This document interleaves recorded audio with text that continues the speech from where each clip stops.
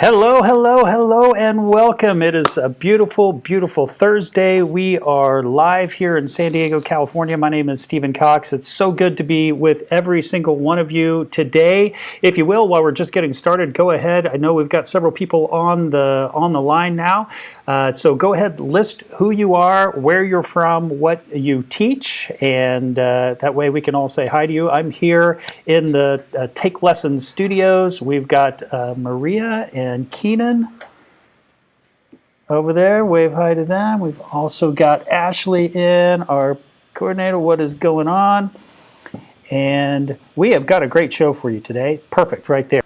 So this is our very first edition of the Take Lessons Partner Conversations, and the purpose of this is to really highlight some successful partners that have been with us for many years and talk a little bit about them really from three different aspects. And these are three things that we want to talk about in order to help you, our partners. And they're, first of all, how do you use Take Lessons, which is frankly the kind of the third leg of this and the least important, but more important than just using Take Lessons, but it's also from a pedagogical viewpoint, how do you become a better instructor? And so some of the folks that we're featuring will be able to share some of those tips, tricks, techniques that help them become a better instructor. And then third and finally is how do you become a better business person? So what are those techniques and tips and things that you can learn and glean and take away from some successful instructors that you can apply to your own business today, right now, in order to make a better living doing what you love and increase your earnings? And that's really what I personally get excited about, is when I see and hear instructors who email me or call in and say, hey, I just want to let you know that I've been able to quit my boring, gross office job and I can teach full-time now because of part because of Take Lessons, but also because of what I've learned on how to market myself, how to manage myself, how to manage my emotions in order to get the most out of my business. So that is the intent and purpose of these conversations, and we hope that you're able to take nuggets of wisdom and literally apply it to your business in real time in order for you to make a better living doing what you love to do. So we have a very special guest with us for our very first partner conversations. I wanted to introduce here in just a minute a wonderful teacher. She hails from the beautiful state of Pennsylvania, Pittsburgh. I'm sure it's kind of cold there, maybe a little bit colder than it is here in San Diego. And we are going to meet really quickly Susanna. Hi, how are you? Hi, how are you? I'm doing great. I'm great, great. This is Susanna Sonnenberg. And I'll give just a brief introduction to you, Susanna. She has a bachelor's as well as a master's degree in viola performance. And she holds a music education certification for grades K through 12. She started teaching in 1994. So you're coming up on for 25 years. Congratulations. Yeah. That's awesome. Long time. So I'm sure you've been able to gain quite a bit of experience and knowledge that you're able to share. It's a couple things that really caught my eye is just a few years ago, her income was significantly less than what it is now, and she has learned quite a few things that have over time allowed her to keep increasing her income. And she's going to share some of those success secrets with you. So on that, welcome to the show, Susanna. How are you today? Give a round of applause. Yes. Look at that. They're clapping for you. They love you. Thank you. Thank you for having me on. Of course. Actually, we're not too cold here in Pittsburgh today. It's almost 60 degrees, but we're supposed to be cloudy all day and rain. All right. Well, 60 degrees in February, I'm sure you'll take it. Yeah, there's no snow. Perfect. That's awesome. Well, great. Well, listen, why don't you just tell us, why don't you describe yourself? Let's say that you're at a networking party and someone asks you in 10 seconds, what do you do? What do you say? I'm asked this question a lot. I tell them I am a self-employed music teacher. I run my own music studio out of my home. I teach violin, viola, and cello lessons. I teach in-person lessons and online lessons. Currently, I'm teaching 7 days a week. I have approximately 71 students, and I teach some online group classes. Wow, did you say 71 students? Yes. That Actually, it may is be 72. I've got one who's wanting to come back. All right, that is awesome. So we're going to dive into that in just a few minutes because I'm sure a lot of our folks there are going to ask, how in the heck are you teaching 70 students 7 days a week? That seems like a ton of work. So we're going to dive into that in just a little bit. So why don't you start by telling the community here a little bit about how you got teaching? Did you always know that it's something that you wanted to do? When did you decide that you wanted to be a full-time instructor? I did not always know I wanted to be a teacher. I've started into music when I was in fourth grade, played in school orchestras and did all state regionals, took private lessons, started piano in middle school. Knew by high school I was going to major in music, went on and did my bachelor's in music, graduated, and I applied to do my master's actually at Carnegie Mellon University here in Pittsburgh. That was back in 1992. I deferred my enrollment and came to Pittsburgh in 1993. Enrolled at the time in the master's program, but I learned that they had a music ed certification program here and decided, you know what, let me do this as a backup. I don't know, like there's no guarantee you get a master's degree, you're going to get a performance job. Right, right. My dream had always been to be a professional violist and play with a major symphony. So I started taking music ed classes in addition to my graduate work. And it turned out I really enjoyed the music ed classes far more than I was enjoying the master's degree program. And so I decided I'm not going to do the master's degree right now. Let me focus on doing the music ed. And I completed all the coursework and did my student teaching within 2 years, earned my certification, um, and got my first teaching job that summer as soon as I finished the program. When I did my student teaching, I was very fortunate to get placed with some excellent experienced teachers, one who I would consider my mentor even to today. Um, I was able to work with her for the second half, and she really got me trained with teaching elementary, middle school, and high school strings.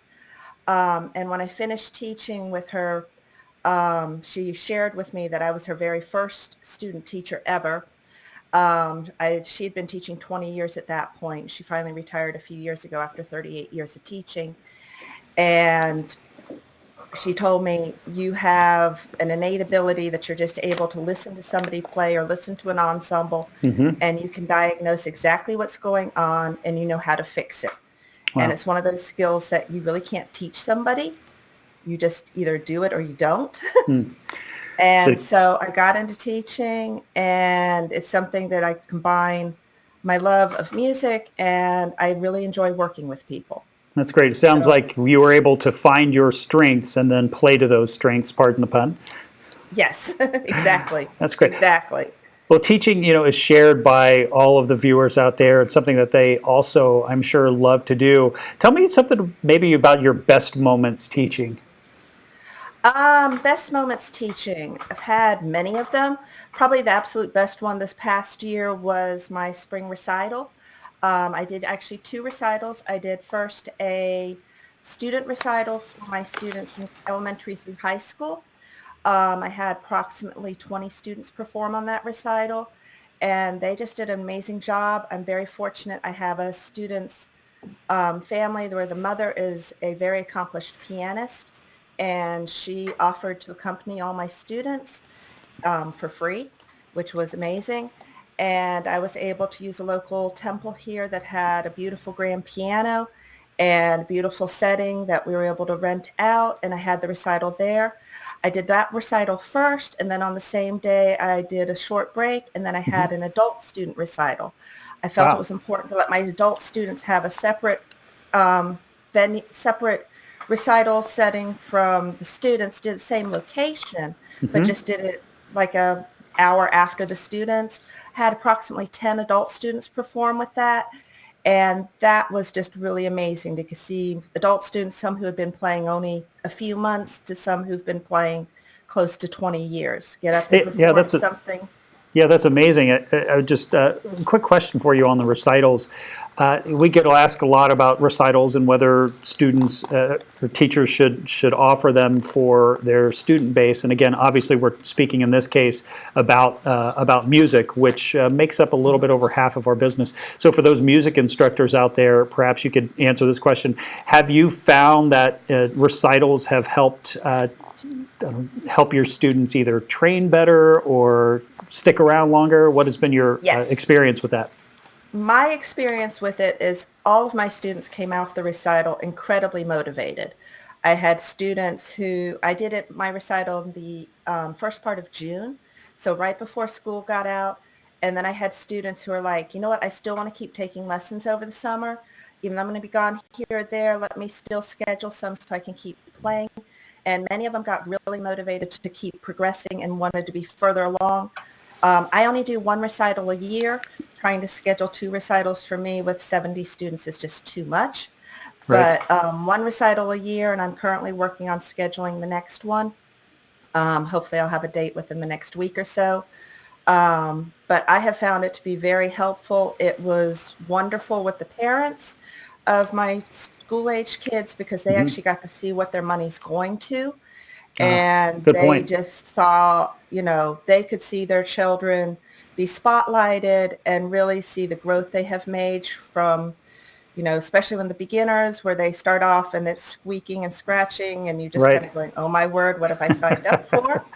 And then they get up there and they can actually play a real piece with a piano accompaniment and they learn some stage presence, Mm-hmm. which boosts their own confidence. And then they're more motivated to keep going. Yeah. You know, I've had this happen where you get younger siblings watching the recital and then all of a sudden next year they want to be playing too. yeah, that's a great thing. Something that was pointed out to me was I had a friend of mine say, of course, I want to do some sort of recital or something because imagine like you're gearing up and you're on the high school football team or college football team, but you never actually get a chance to play. All you do is practice all day. And that's something that really stuck to me, that it's something that people just don't want. Well, some of us just want to like sing in the shower or whatever the case is. But others have a dream and they have an idea of whether it's, and let's apply this, whether it's in music or languages or sewing or any of the hobbies that we're teaching here, that people want some sort of result and they want some sort of end game. And how do you help students see, let's say that's a beginning student, how do you help them see, first of all, do you think that that's important that they see kind of the end game? And then second of all, how do you paint that vision for your students? Oh, and real quickly, Susanna, I don't know if you can move a little bit closer to the mic. If so, that would be awesome. Thank you. Oh, There we go. Whoops. what kind of mic you got there? It's a blue snowball. Nice. Blue smoke snowball for those of you who Yes. were interested. Okay. I tell my students from the get-go that you have to have a lot of patience when you start, especially I teach adult beginners, and I get students who come to me who have never played, and I explain to them, I'm going to first couple lessons, we're going to start off on the easier things, and I work on getting your basics established, but I can usually tell most of my students, at least adult students, you'll probably finish the first book in about 6 to 8 months. School-age students, it probably usually takes a little bit longer because adults and school-age students learn differently.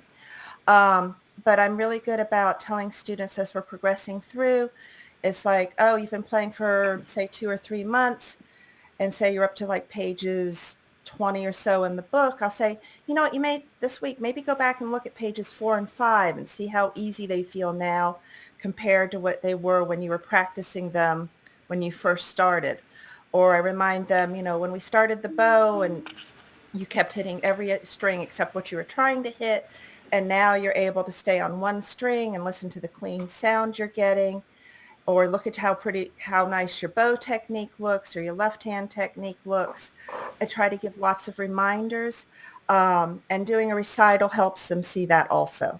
It makes a lot of sense. And Philip, there in the community, asked a great question. Do you record your recitals, first of all? And then second of all, how about online recitals? Are you doing anything with your online students? First question, yes, I do have my recitals recorded. Luckily, my husband is somewhat tech savvy, and he helps me out, and he will stay in the background and record all the recitals, and then we convert it over to a Google link or something else, and I can email it out to all of my students so they have a recording of it themselves. The online recitals I have not tried yet. I have been intrigued to, but I haven't found a good platform yet that I can host that many people at one time. I know I have some online students who would like to do it. It would be a little different than in person because I couldn't do a piano accompaniment with them, but I could at least have everybody play individually. I probably would group that more by ages, and do it may be more of like a small group setting instead of a large group setting. Yeah, that makes a lot of sense. We're trying to think through some technology that could allow, we've got obviously TakeLessons classroom that we built, and there's this concept of being able to take that technology and allow a instructor to kind of, again, forward the right student at the right time, and where you could get a lot of people watching at the same time, and where people could actually perform using the technology. So it's an idea that I'm personally interested in. We haven't done one yet, but I think there's something cool. Plus, it would be a nice experiment. So we're again, nothing that we're like it's on the roadmap. All my product people are looking at me right now like about to, I don't know, stab me or something. So it's not on the roadmap, but it's something in my own brain. I've been told Skype will support doing multiple students or multiple people on a call. I have just never tried it out. Yeah. Well, I know we could do, literally, you could have 50 or 100 students on there. There's some additional technology built around there that we would need to kind of allow, and to make sure that the quality remains fairly high. Right. So it's some things that we're working on. We've got, again, some technologists in-house that they're spending their entire time on bettering the online experience. And that brings me to an interesting question for that I wanted to ask. Tell me about the difference between, I imagine you started in kind of localized business for teaching, and then I know that you moved also to also expand your business online. Tell me where you started from, how online has affected your business, and then where you are today with your group of people. I have to admit, when I first started, I always taught in-person lessons because that's what I had experienced as a kid. Online was not an option when I was first a student. I started playing when I was 8 years old, which was about 1977 at this point. Online didn't exist, and throughout high school, college, graduate school, you couldn't do any of that. When I moved to Pittsburgh and decided to start this business in 2015, I originally said, let me just start with in-person. And I said, I'll do violin and viola, do in-person, and I can travel to people. I started doing some more research on things and realizing, okay, there's this online option now, but I needed to get some more information about it. So my husband and I worked together, and he found me the equipment I needed for it, and we started working on setting up a setup for me to be able to do it. Kind of gone through a couple trials and errors, but finally I settled on using a mini Mac computer that I have in the background. We have that hooked into a Bose sound system, and then I run all of that into a 60-inch television where I can teach out of my living room. Nice big screen. Nice big screen, which I'm using today. Nice. I have a Logitech webcam that I USB into the computer, and I have the Blue Snowball microphone that I also use to Bluetooth in. I keep a very high-speed internet. We try to get as high as I possibly can in the area. Very important. And I use Ethernet connection. I do not Wi-Fi. I do not recommend Wi-Fi for the teachers. If you can keep Yeah, that's a great point. For those of you who are starting to teach online, I highly recommend that you never use wireless for that connection. Pull out the Ethernet into your computer, pop it right in. That is the best way you're going to get the best yes, experience by far. and it helps. It helps even when you have students who have slower speeds, that if your speed's faster, it helps compensate for them. Um, I actually signed up to do online lessons first through TakeLessons, Uh-huh. and I'd signed up with it, and I wasn't sure I'd actually get somebody, and then I did, and then it kind of just snowballed. I Congratulations. joined Take Lessons in October of 2015. I got my Okay. first student in October of 2015, and she is still with me to this day. I will see her on Nice. Saturday, and I Congratulations don't see again. them going anywhere anytime soon. Right. I guess it was around mid-December of that year. All of things sudden, things just started happening. Literally, I was getting questions, several questions every week through the Ask a Question feature. And then I just started getting new students. I was averaging at least one student a week from mid-December of 2015 till mid-April of 2016. Yeah, that's Sometimes I got, it's an important part. I'll to kind of interject there. That's something that I think your experience is something that I wanted to point out because there's some new folks listening. It's very, very rare that a new student or new teacher right out of the gate gets a lot of students. In fact, right. zero is probably the right number.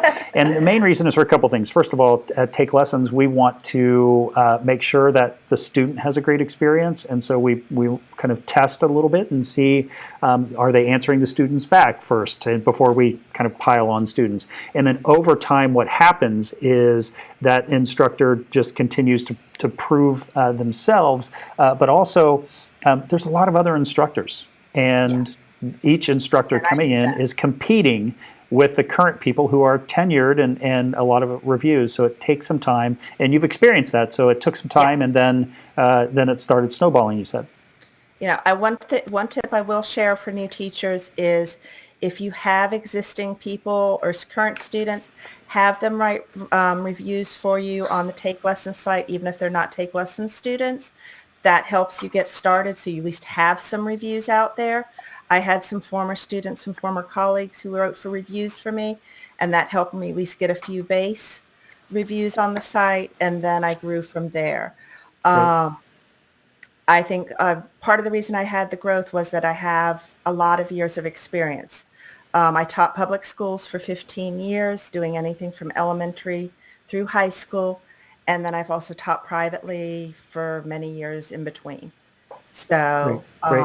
I think that definitely helps you. But when you're first starting out, each student counts, and I think the best advice I can tell everybody is you want to treat students the way you wish to be treated, and a lot of respect, and show a lot of kindness to people, and be patient. Lots of patience. Right. Those are great, great tips. That reminds me.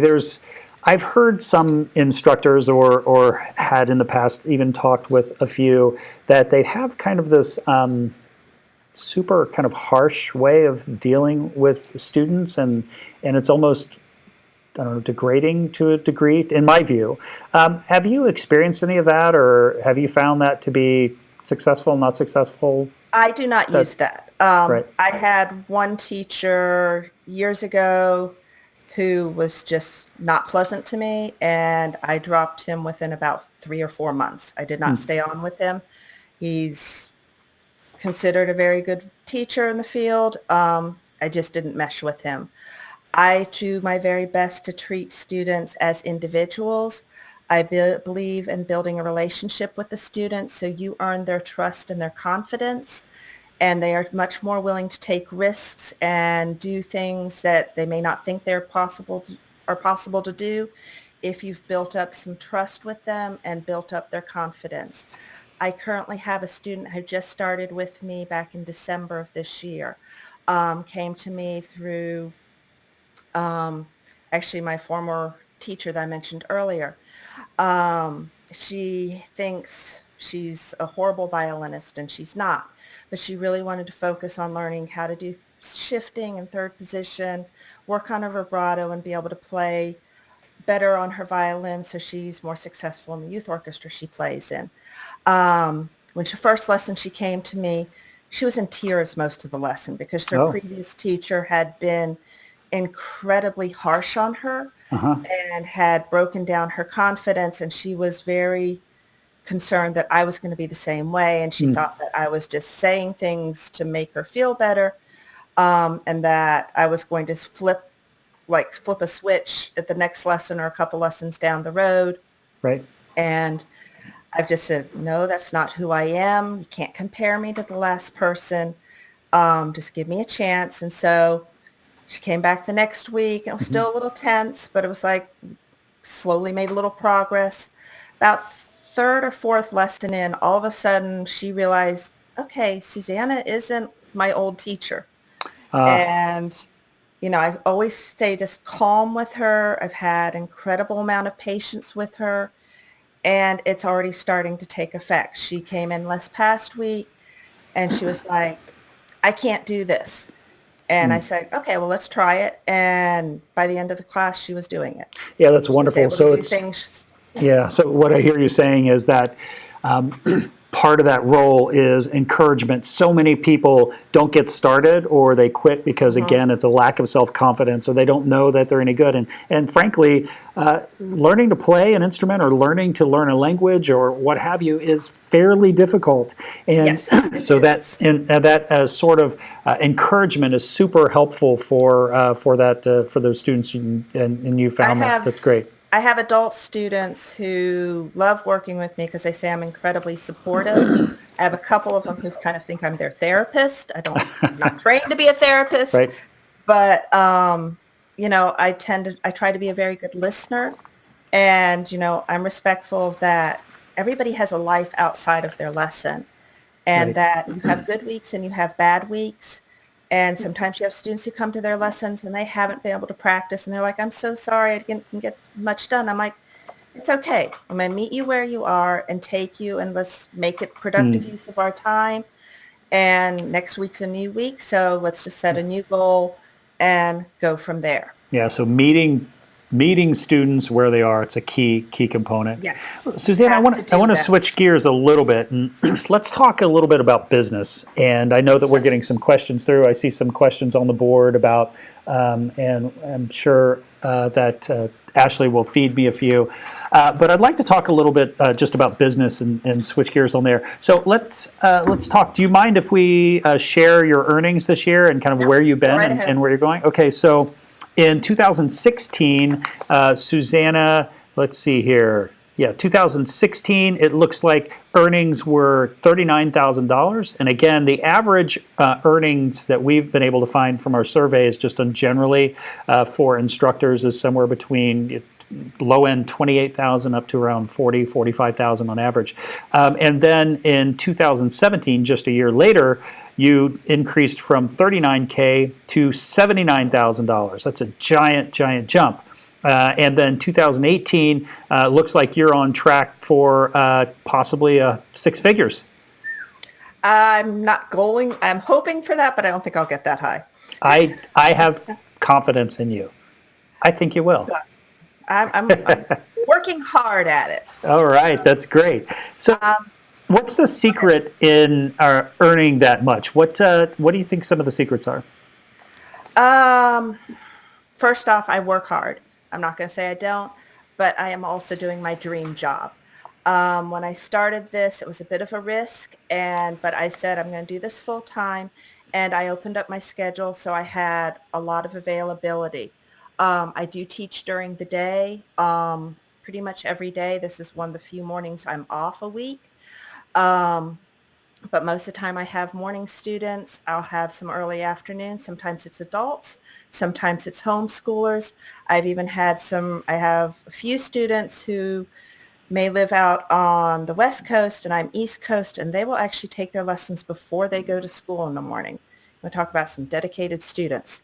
Wow. So keeping your availability open and not limiting yourself to Just after school and evening does definitely help because there is a market there for daytime lessons, whether it's adults who work odd shifts or are self-employed themselves, or have flexible work schedules. Right. You have to be organized and you have to stay on top of your stuff. Um, I am really good about keeping my schedule up to date on the Take Lessons site as well as another site I use. I try to do a little marketing every week, even though I'm pretty much full. I still keep myself open because there's still open slots. It may not be a lot, but there are some. So I keep things open and I keep it up to date. You I mentioned something very important, and that is that you said you do marketing every single week, even though maybe you only had just a few slots open. And I think that is that's something that I've seen perhaps some busy instructors start to fail at, is they do a bunch of marketing and they get a lot of students, and then they stop. And right. lo and behold, as we all know, students drop off. And then they're Mhm. scrambling again, trying to find students. Versus, the second way, which we recommend, is instead of kind of doing this on off sort of marketing, kind of a general drip sort of marketing, where you're always building an email list. You're marketing to those people whether you have space or not. They're hearing from you, and you're staying top of mind. So that way, when you have openings, there's almost people waiting for you. Things I do to market, I have my Book with Me link. I will just post that out every week on Facebook, Twitter, LinkedIn. I put it on my Facebook studio page. And real quickly, if I may, let me just explain for our new folks. We have a system, and what she means by Book with Me. Book with Me is a system to where, in essence, you can use your Take Lessons profile instead of having to set up an entire website. And we give you a specialized link that you can then promote, and we'll ask you where you promote it here in just a second. But when you promote that and students join through that, the fees are much, much more reasonable. Take Lessons pays the marketing or the cost associated with the credit card transaction. I think it's like 7% total.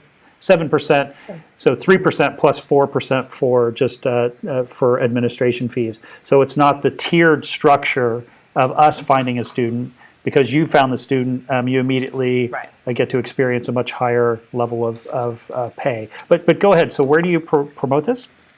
I promote it on Facebook between my personal page and my studio page. I do keep a studio Facebook page. I've promoted it on LinkedIn. I've promoted it on Twitter. I know you can do it on Pinterest. I don't have a Pinterest account, so I'm not using that one. I have used Craigslist. I do things like for school musical programs for my daughter's school. I'll take out a business card ad and put my business card in there. I've done that for a local youth orchestra she plays with. I went ahead and purchased for the entire year. So my business card posts in all of their programs throughout the year. It's little things, but it goes a long way. I have done things like made flyers, put them up in the community at coffee houses, libraries. We have a large local park system and they post community boards. I've literally posted some flyers and business cards on that, and I currently have 2 students from that. Great. Somebody was out taking a walk and they saw my flyer and called me. Nice. And When daughter. was that? Was And that recently? No, they've been with me almost 2 years now. Wow. Wonderful. So you never know. I also keep business cards on me all the time. I have a stash in my purse. I have the Take Lessons ones. I also have my own ones. And you just never know who you're going to meet and when you're going to meet them. I do get word of mouth. My daughter's school, I've become very good friends with the instrumental music teacher. She takes flyers and business cards for me at the beginning of every year, and she passes them out to students. I have picked up several students from that. Also at my daughter's school, every year they do a silent auction. And this year I decided to auction off 2 lesson packages, one for violin and one for cello. I don't make money at that, but I did a package of 4 30-minute lessons, Right. 4 for violin, 4 for cello. Both packages got purchased. They got a great deal. But both students have continued with me. And So not only that, but I think there's also this underlying idea of branding, of which all of those people in that auditorium now have heard of you and know who you are. And even if they're not looking for lessons, they have friends who are looking for you're looking lessons. for lessons. And this Exactly. sort of branding, that's a wonderful idea. Live, so it's live, kind of like Christmas auction type thing, It's a silent silent auction. auction, and I used Vistaprint. I had 2 nice posters made, cost me 15-20 bucks. Donated that to the school, had them put them out at the silent auction. Everybody who was there saw them, had my phone number on it, had my email address, um, and what I was auctioning. And so you get instant marketing from just having it out. So it has been very helpful. Um, Other things, I've gotten people through word of mouth. You talk to Right, your friends, talk to your neighbors. My neighbors here are used to me seeing people walking in and out of my house all the time with right, violin cases, viola cases, sure, cello cases. They have absolutely no issues with it. They don't mind people parking on the street for lessons. right. Uh, because I've talked to them and they know what I'm doing. They actually appreciate the fact that I'm home a lot and I can keep an eye out for things going on in the neighborhood, or if packages get delivered to their homes, they know they can have it sent here and I'll hold it till they get home. Sure. So it's just, How, it's neighborhood friendliness. nice. And how has social media helped your business? Have you seen any results from your post I've there? gotten people through social media, or friends know about me and they have, oh, I know somebody who's moving to Pittsburgh. Can I send them your information? I'm like, sure, here it is. I've been able to talk to other partners through Take Lessons who've contacted me through Facebook messaging because they've seen things I've done and asked me questions directly. I have no problems answering questions from anybody. I don't say I have everything figured out. There are things I've done that don't work. Probably in this area, what didn't work for me was sending out flyers, letter, and business cards to local schools, and trying to connect with the local orchestra directors or band directors. Right. I think I got one student out of about 50 packages I sent out. That didn't Sure. work for me. That used to work. When I started getting into this, I did my own research on Google, and that's how I found Take Lessons. I didn't realize online had become such a thing until I did some research, and then I said, okay, well, let me make a profile and set this up and see where it goes. Right. And there are different sites out there, as we all know. Some are definitely better than others. I know from my experience, Take Lessons has been wonderful to me. Well, thank you. And I've approximately gotten about 50% of my current studio through Take Lessons. And at this point in time, about 55% of my business is online. Wow, that's amazing. So about 50% is through Take Lessons, and I know that you.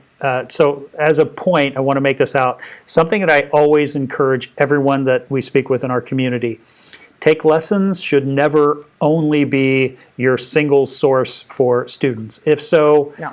you are missing. Again, this is your business. You are running your own show here, and you should look at as many different sources as possible. And I can say that openly that not everyone finds Take Lessons. We think we Right. do a pretty good job. We'll get over 2 million people every single month now that do. So it's a good start. Yeah. And we're certainly we try our best to provide for our the best we can to provide for our instructors. But there are other sources, whether it be word of mouth. There are other online sources, like you mentioned, Yes. Craigslist. You There are. mentioned, yeah, Craigslist, Thumbtack. There's other services similar to Take Lessons. Some are good, some are not. And it varies from person to person, location to location. I can't tell you the demographics in every city, but I know Pittsburgh, there seems to be a shortage of cello teachers. And so when I started offering cello, all of a sudden I had this surge of cello students. Wow. And I've So maintained that. So by expanding, so it sounds like by expanding your business, first of all, you moved from straight local to local and online, and now online makes up over half of your business. You moved Yes. from kind of local marketing, so just kind of word of mouth and what you were doing, to kind of finding sites like TakeLessons or these other sites, and that has basically doubled your business as well. And so you found these sorts of ways to continue to increase the business. Moving from just violin and viola to also Cello. expansive into cello has expanded your business as well. So there's And multiple. teaching adults. I know Oh, there's a lot of teachers out there who don't want to teach adults, but right. that is a huge market right now. And there are lots of adult students out there who want to do something that they have a little extra time in their lives and they want to, they don't want to become perfectionists at it. They're not trying to become professionals, but they want to do it for fun. And I have half of my studio is adult students, and you're talking, Right. that's 36 students out Well, of 70. I tell you what, that just to echo that point, we are definitely seeing that here. We get a ton of demographic data here at Take Lessons, and there is an explosion of people who have always wanted to, again, take a musical instrument, learn, learn sewing, or to learn a foreign language, which is just absolutely exploding right now for the business. And the student kid market, the child market is staying nice. It's certainly growing, but the adult market, it continues to surprise us. Again, I think people are feeling good about the economy. Obviously, baby boomers is the largest generation that as far as sheer number of people, and they have money to spend, and they're going to spend it with someone. Yeah. Might as well be you, Susanna. My adults actually outnumber my kid base by one student right now. So it's actually 51 to 49%. And my adult students literally range from 18. And I think my oldest student is somewhere in his 70s. Okay, He's awesome. Take Lessons. And So that's great. and I have people in all age ranges through adults, some who are in college or graduate school, some who are just gotten their first jobs.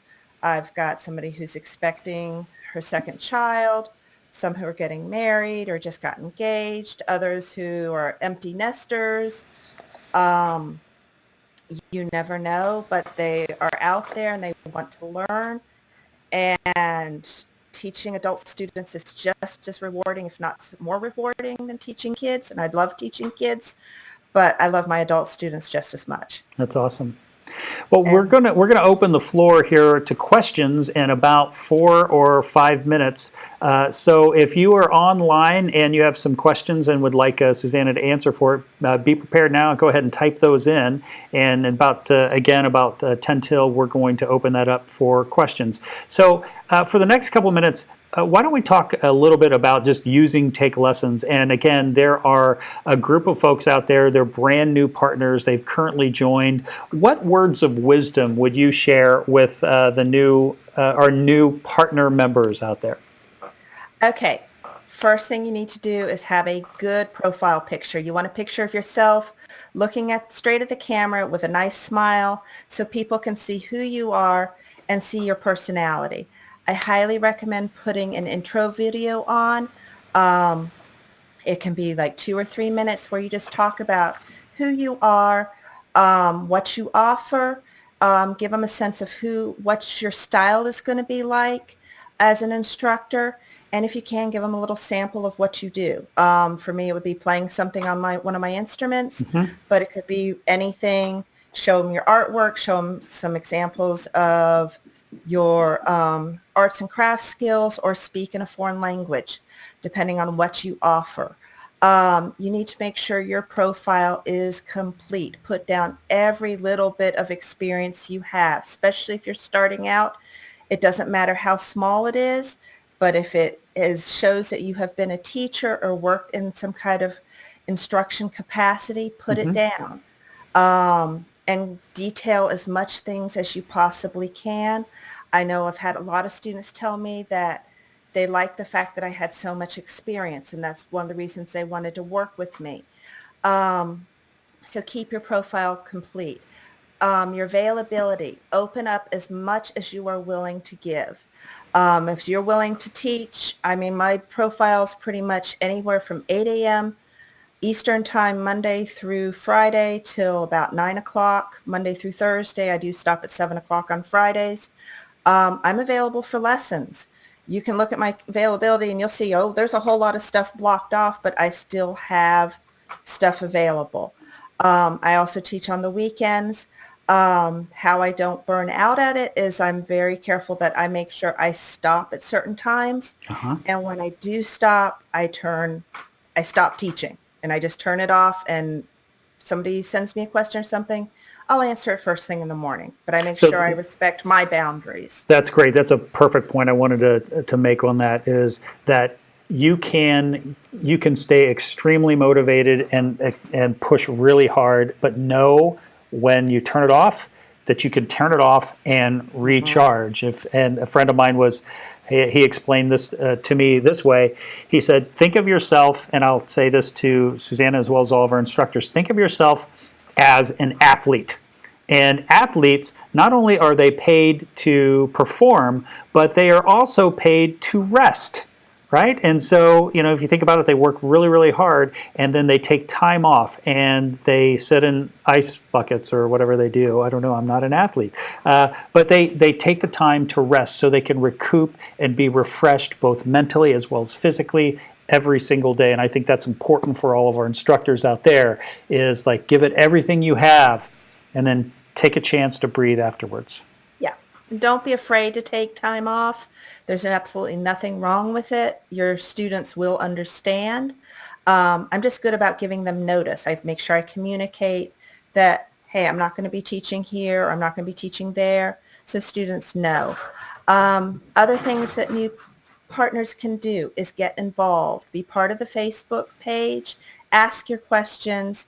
If you're not sure your profile's good, post it on the site so other partners can give you feedback. All of us will be very supportive and constructive and give you solid feedback of things that we have found that work. Get your reviews from whatever source you can get them from, and just have fun, but also have patience. Beautiful, wonderful, great. Well, why don't we move to some questions, Ashley? Do we have any questions? Yeah, this one, Susanna touched upon that briefly, but it's directly related to advertising from Jason. Okay. Susanna, do you do any advertising directly to public or private schools? Okay, go ahead and just say. Hey, Susanna, this question comes from Jason. Do you do any advertising directly to public or private schools in your area? I have tried to. My daughter actually attends a private school, and that's where I've done the business card ads for their shows and musicals, and I'll do that. I did send out flyers and flyers with a letter and several business cards to a lot of the public schools in my area. I think I maybe got one student from that. I did not really repeat it because it didn't work for me here. I also sent out to local music stores, some who had studios, some who did not. Didn't really get anything from that either. But I think that's a very much of a location-based decision. You have to I'm not saying don't try it. It has worked for me in the past. It did not work for me here in Pittsburgh. Mm-hmm. Okay, thank you. Next question. Okay, next question. Susanna, what would be your advice to teachers who have not yet received their first student from TakeLessons? Have patience. It takes time. It does. It takes time. I said when I was prepping for this, I know I'm not the norm. You need to be organized. You need to stay persistent in what you're doing. Keep marketing, and keep looking for new avenues. As Steven has said, and I agree 100%, do not make TakeLessons your only avenue. There are lots of other avenues out there if you're trying to do online lessons. There are several other sites you could look at to help get on online lessons. You can also use Thumbtack. You can use Craigslist. You can post flyers at coffee houses, libraries, lots of different places. But you have to put yourself out there. I would tell people that you need to be persistent in what you do and consistent. And that helps you, you have to kind of like keep putting it out there every week, even though you're not sure it's helping. But when you get the few students and you get the word of mouth, then you will know, but you still have to keep doing it. I'll add a couple other points to that. First of all, always remember that this business is not a sprint, but it is a marathon. It is a long race. It's slow sometimes at the beginning, and over time you build up steam and you build up knowledge and abilities as well as recurring business. I'd also like to add that it's not only just about getting new students. That's obviously an important part.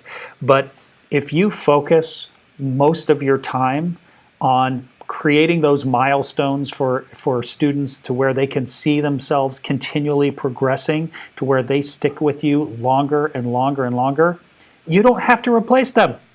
They stick around. It's a wonderful thing. Like if you never lose any students, you don't have to find any. It's wonderful.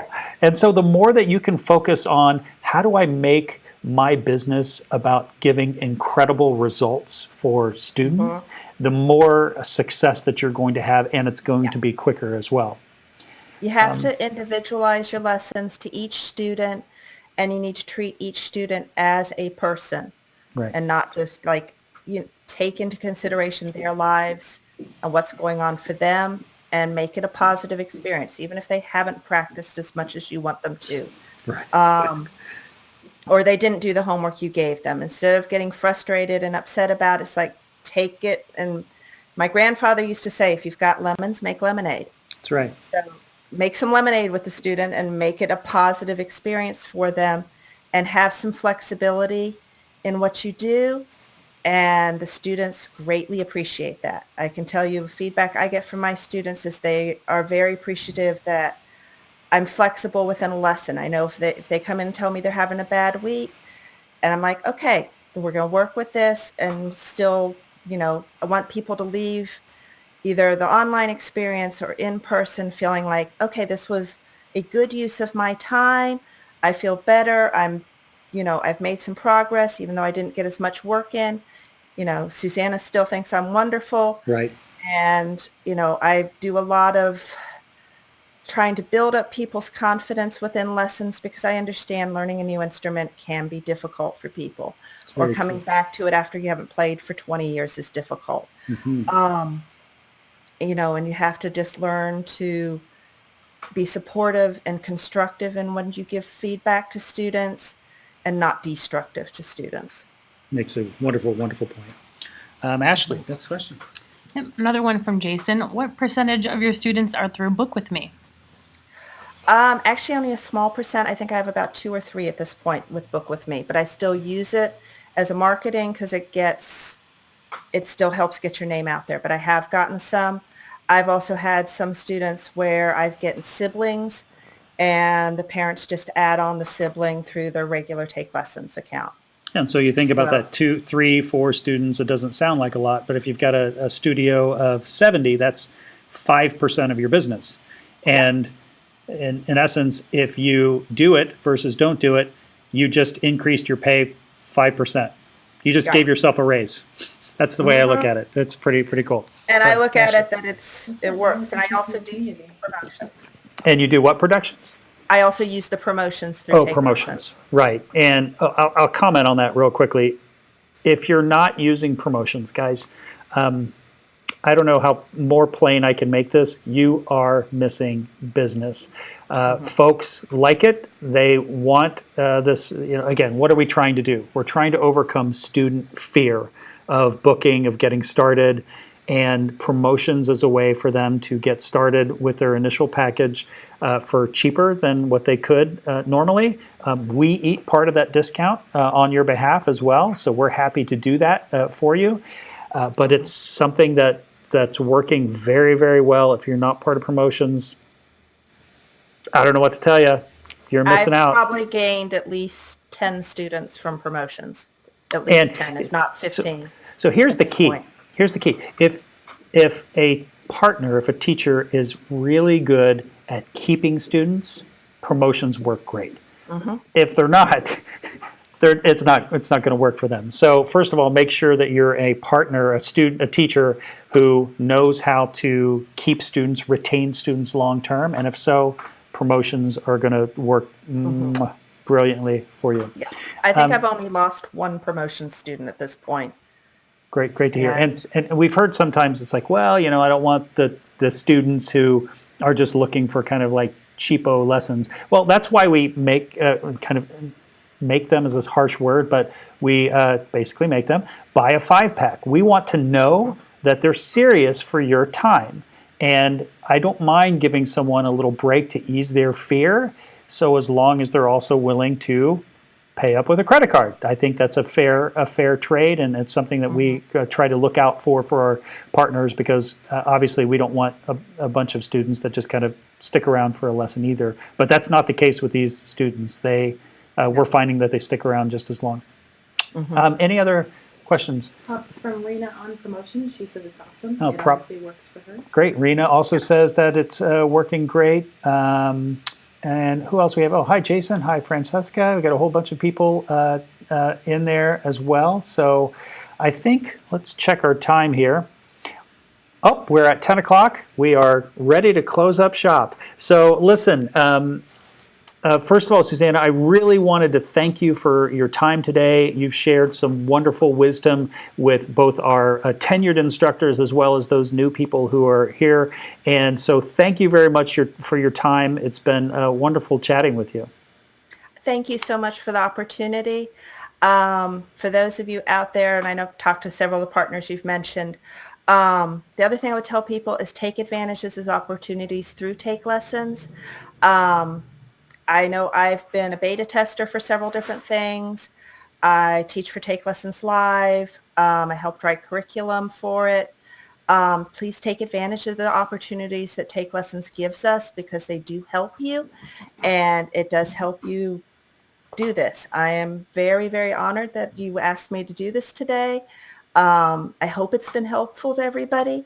And if you have any questions from anybody out there that you didn't get to ask or you think of later, feel free to message me through Facebook or find me.